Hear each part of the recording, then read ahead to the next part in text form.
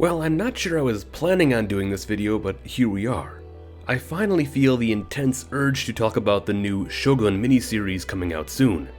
I've known that this new adaptation of James Clavell's beloved novel was on the way, but it was not really anything I was really hyped for. I've never set myself down to read the actual book, despite all the praise it gets, and as you may have seen from my review of the original 1980s miniseries, I was not the biggest fan of it.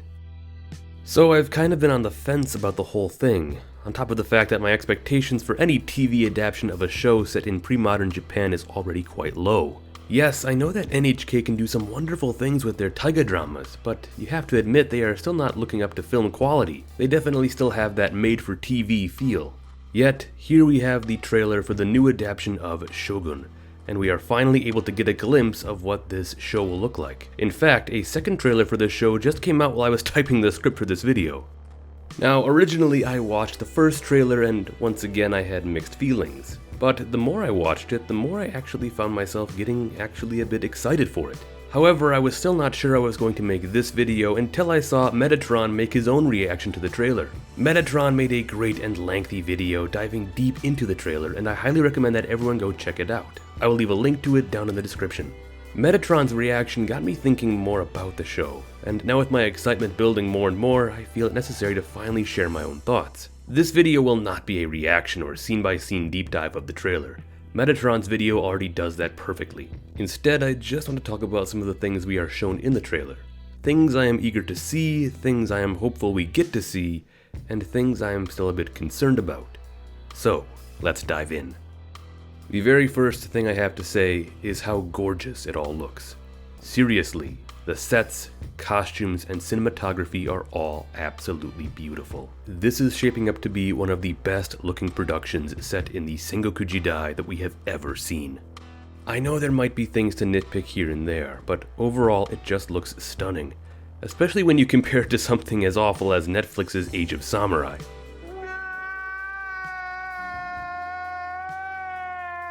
The costumes and hairstyles are more in line with what you would typically expect to see, and Hiroyuki Sanada looks great as Tokugawa Ieyasu, known as Toranaga in the story of Shogun, a role previously played by the legendary Toshiro Mifune.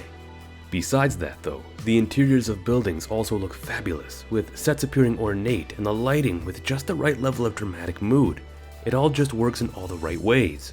The overhead shots of cities and castles look expansive and breathtaking. Armor, weapons, and banners look to fit the period and are battle ready. There are several shots of larger groups of samurai, either giving war cries or preparing for battle. Some during battle and perhaps even after a battle. And they all just make me super excited because of how intense and gritty it all looks. Once again, I will say I know nitpicks can be found, and I'm not saying any of it is perfect. But at least as far as my eyes can tell, it does not look bad by any means. It just gives me a ton of hope that we will actually get to see some big samurai battles, and hopefully Sekigahara in this adaptation. Something which was just glossed over in the 1980 version. If there is no Sekigahara, I will riot. This is just such a fascinating part of Japanese history, and I know this story is technically historical fiction and does use fake names for real historical figures, but it does set itself up almost perfectly in line with things. We even get a scene of the dying Taiko, Toyotomi Hideyoshi, with his iconic armor shown behind him. There is just so much drama and intrigue that goes into this event and the story as factions form and a war begins to seal the fate of Japan for the next several centuries. And I hope that this is what the show mostly tries to focus on, with of course the main character of John Blackthorne caught in the middle of it. Blackthorne obviously being a stand-in for the real historical figure of William Adams. My biggest fear, once again, is the dangerous way that this show could be sidetracked. Perhaps my biggest complaint with the 1980 adaptation was the romance between Blackthorne and Mariko, which just completely stalled out any attempt the show had of going anywhere. Not that the romance was bad, but that it just took over everything that was going on. I really worry that this will happen here again. And more so, I fear for what it looks like they are doing with Mariko's character. It seems like now they have also turned her into a deadly female warrior of some kind, which is new because that was not the case in the 1980 version, or I believe in the book as well. This could all be a major problem.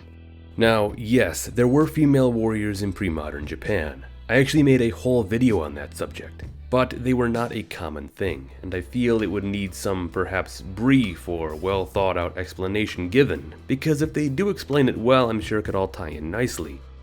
Yet it's a very delicate subject, and I feel if it's handled poorly, it could really stand out as a really cliché and cheesy element of the show. And by the way, when I say it's a delicate subject, I don't mean in the sense of it being taboo or something weird, I just mean that it might be very easy to do it wrong, like simply including it for the sake of including it and not properly setting it up. So, my biggest takeaways are visually, the show looks amazing, and I hope the right amount of time is given to the elements of the story that really matter. I'd rather have the show focus on Blackthorn in the midst of the Sekigahara conflict than Blackthorn's love affair with Mariko. Once again, this is really where I feel the 1980 adaptation fell off the rails. But as of right now, I'm still very cautiously optimistic after watching these two trailers. Once the show premieres, what I might end up doing is reviewing every episode as they come out week by week. I think that'd be pretty fun.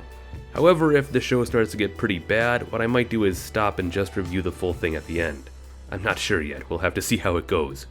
Down below I will leave links to both trailers that have been released thus far, as well as Metatron's reaction. And of course, if you have not seen my review of the original 1980 adaptation, I will leave that link for you as well. With that said, thank you for watching, and don't forget to like, subscribe, and ring that notification bell if you enjoyed this video and found it to be most interesting.